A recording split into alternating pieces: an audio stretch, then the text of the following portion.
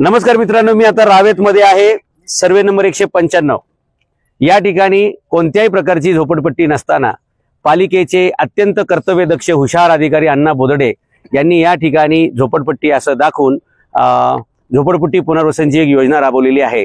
महानगरपालिकेच्या क्षेत्रामध्ये जवळपास 78 झोपडपट्ट्या आहेत आणि महानगरपालिकेने मात्र 92 ठिकाणी एसआरएचे प्रोजेक्ट सुरू केलेले आहेत.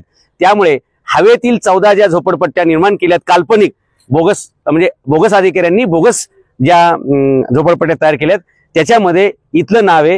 ही खरं तर ही जमीन इथल्या जाधव मंडळींची स्वतःच्या मालकी हक्काची आहे. गेल्या 40-50 वर्षापासून ते परंपरेनं वसाहत करतायत, वहिवाट करतायत.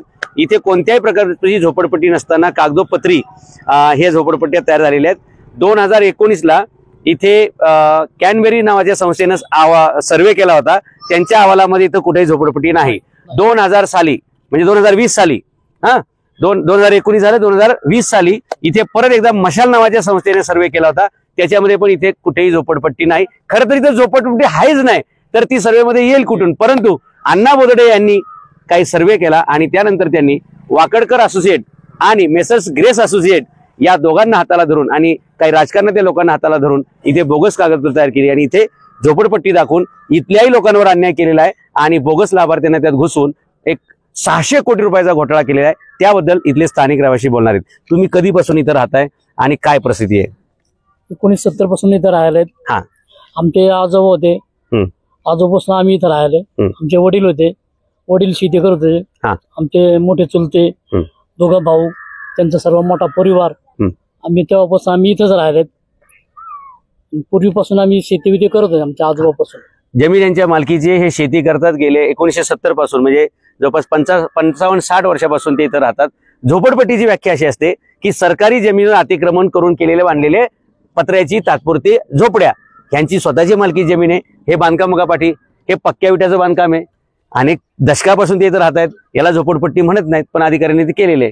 तुमचं काय मत आहे? हे सगळे जे बोगस प्रकरण दाखवले. वडिलोपार्जित जमीन आहे. हा, वडिलोपार्जित पहिल्यापासून इथंच आहे. स्थानिक काही दिवस गावात राहायचं, काही दिवस पावसाळ्यात गावात राहायचं, उन्हाळ्यात या ठिकाणी यायचं. आणि त्यानंतर आम्ही जे घर बांधत गेलो 64 पासून आमचं घर इथं आहे. तुमचं घर 1964 पासून आहे. स्वतःच्या जमिनीवर स्वतःच्या जमिनीवर स्वतःच्या खर्चाने बांधलेली घरं अजूनही आहेत. त्याच घरात आम्ही राहिला. आणि तेव्हापासून नंतर वस्ती वाढत गेली. त्याच्यामुळे उत्पन्नाचं साधन म्हणून काही लोकांनी आपल्या खोल्या बांधून ते चालू केलं. कारण या जमिनी प्राधिकरणाने अक्वायर केल्यावर शेती धंदाच गेला. त्याच्यामुळे हा व्यवसाय करायला लागले. 50 कुटुंब फक्त इथं राहतात. बाकीच्या जमिनीवर ते शेती करतात. तुम्हाला इथं गाई म्हशी पण दिसतात बघा. अजूनही ते पारंपरिक जे आपले व्यवसाय असतात, दुग्ध व्यवसाय वगैरे ते करतात. 50 फक्त कुटुंब येतं, पण त्यांच्याकडे 14 एकर जमीन आहे. म्हणून त्या प्राईम लोकेशनच्या जमिनीवर डोळा अधिकाऱ्यांचा असल्यामुळे पाठी बघू शकता तुम्ही कशा टोलेजंग इमारती उभ्या राहतात. अशीच इथं अधिकाऱ्यांना इमारत उभी करायची आणि म्हणून त्यांनी इथे बोगस एसआरए प्रकल्प दाखवलेला आहे. इथे माझ्यासोबत एक ऍडव्होकेट मॅडम आहेत. काय मॅडम तुम्ही सांगताल या प्रकरणाबद्दल? माझ्याबद्दल थोडी मी माहिती सांगते. मी ऍडव्होकेट प्रज्ञा जितेंद्र सुर्वे आणि जाधव. माझे वडील इथं राहायचे आणि इथं आमच्या जवळपास एक 40-45 वर्षापासून घर आहे. माझी एक रिक्वेस्ट आहे, कॅमेरामॅननी पाठीमागे दाखवावे. तिथं माझे मोठे चुलते राहत आहेत. बोर्ड लावलेला आहे. तेही वकील आहेत. हा, तेही वकील आहेत. सिनियर ऍडव्होकेट आहेत ते आणि पिंपरी चिंचवड मध्ये ते प्रसिद्ध आहेत. तसेच माझ्या घरामध्ये सगळेच उच्च शिक्षित आहेत. त्यामुळे मलाच कळत नाही की हा प्रकल्प टाकण्याची इथं गरजच काय होती आणि कुणी टाकलाय हा बारकाईने विचार करायला पाहिजे होता. मी जवळजवळ बरेच अर्ज केलेले आहेत माहिती अधिकाराखाली. मला कुठल्याही प्रकारची माहिती मिळाली नाही. त्यानंतर मग मी तहसीलदार साहेबांकडे अपील केलं. अपील केल्याच्या नंतर मी सगळी सत्य परिस्थिती सांगितली त्यांना. माझं बॅकग्राऊंड सांगितलं. जवळजवळ म्हणजे माझे जे पंजोबा होते ते वाजंत्री वाड्यामध्ये होते आणि वाजंत्री वाडा म्हणून रावेत गाव एकदम प्रसिद्ध होतं. आणि त्यानंतर जे आमचे जे पूर्वज होते प्रत्येक क्षेत्रामध्ये होते ते. आणि त्याच्यानंतर माझ्या घरामध्ये सुद्धा सगळे शिकलेले आहेत. डॉक्टर आहे, इंजिनियर आहेत. त्याच्यामध्ये अजून माझ्या एक चुलत भावाची मुलगी डॉक्टर आहे, दुसरी अमेरिकेला गेलेली आहे, चुलत्यांची मुलगी. सगळे सुशिक्षित आहेत. आणि त्याच्यानंतर माझे मोठे चुलते इकडे राहतात. कॅमेरामॅननी परत एकदा दाखवावं तिकडचं. सगळे इकडे राहतात आणि माझ्या वडिलांना तिकडे मिळाली जागा राहायला. त्याच्यामुळे माझ्या वडिलांचं 28 गुंठ्यांमध्ये एकच घर आहे तिथं आणि एक आत्याचं घर आहे आणि दुसरं एक चुलत भावाचं घर आहे. माझ्या आजूबाजूला कुठल्याही प्रकारची काही जागा नाही. सदरची जमीन ही आम्हाला इनाम वर्ग 6ब प्रमाणे मिळाली होती. त्याच्यानंतर ही जागा जी आहे ती रिग्रँट करून सुद्धा घेतली होती आणि रिग्रँट केल्याच्या नंतर जे आपलं पीसीएनडीटी होतं त्यांनी 12.5% काही लोकांना दिले, पण ते सुद्धा मी कागदपत्र पाहिले, त्याच्यामध्ये सुद्धा फ्रॉड झालेला आहे. तर मी माननीय हायकोर्टामध्ये रिट पिटिशन दाखल करणार आहे. सगळे मुद्दे मी तिकडे घेणारच आहे. त्याच्यानंतर इकडची जी मी यादी बघितली ना, तर वेगवेगळ्या 2 डेव्हलपर्सने इकडची यादी भरलेली आहे, म्हणजे संमतीपत्र दिलेले आहेत. तर मला त्या संमतीपत्राची यादी मिळाली, पण ज्या लोकांनी संमतीपत्रे दिली ती मिळालीच नाही. जर एक सो अँड सो 1 नंबरला एखाद्या व्यक्तीचं नाव आहे आणि तेच शेवटी त्याचं नाव आहे 279 नंबरला, तर या सगळ्या गोष्टी मी सांगितल्या. त्याच्यानंतर साहेबांच्या पण निदर्शनात आलं की बाबा ह्याच्यामध्ये फक्त 10%च लोकांनी सांगितलेलं आहे की आमची संमती आहे, पण मग ती लोक इथे राहतच नाहीये. मी गटने साहेबांना सुद्धा इथे जेवढे सगळे तिथं सह्या दाखवल्यात हो त्यातला इथला एकही माणूस नाही बरं का, एकही रहिवासी नाही. जे इथं राहतात त्यांची कोणाची सही नाही. जे सगळे लाभार्थी दाखवले ते सगळे बोगस आहेत, सगळे कारण ती बोगस योजनाच आहेत. बोगस आहे, अधिकारीच बोगस आहे. आहे बरंच काय त्याच्यामध्ये. त्याच्यानंतर एकच मिनिट, बाकीच्यांना संधी बोलायला. ठीक आहे सर. हा. तुम्हाला कोणाला काय बोलायचे मावशी?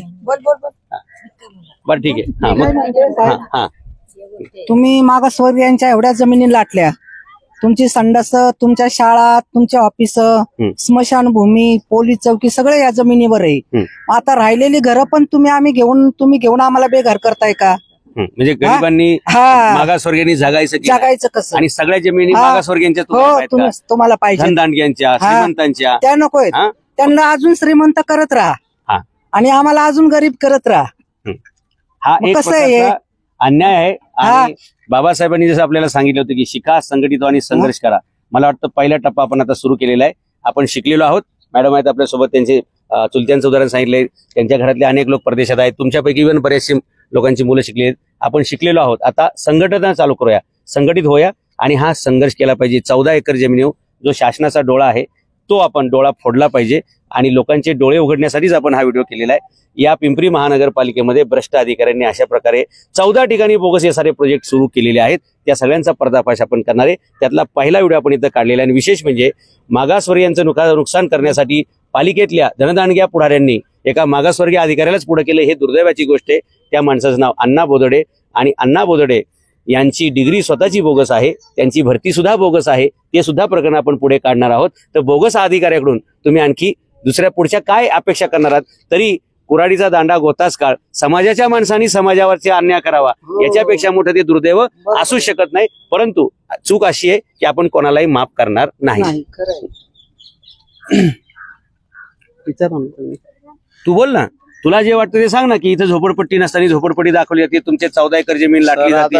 तुमच्या माहितीसाठी सांगतो, मुळात ही 14 एकर जागा नव्हती, 125 एकर महारवतन होतं इथं. बर, आमच्या पूर्वजांच्या फक्त अज्ञानाचा गैरफायदा घेऊन ही पूर्ण जागा लाटण्यात आली. ठीक आहे, आता त्यावेळेस कोण शिकलेलं नव्हतं, गरिबी होती, काही गावातले लोक बाहेर गावी गेले होते पैशासाठी किंवा उदरनिर्वाहासाठी.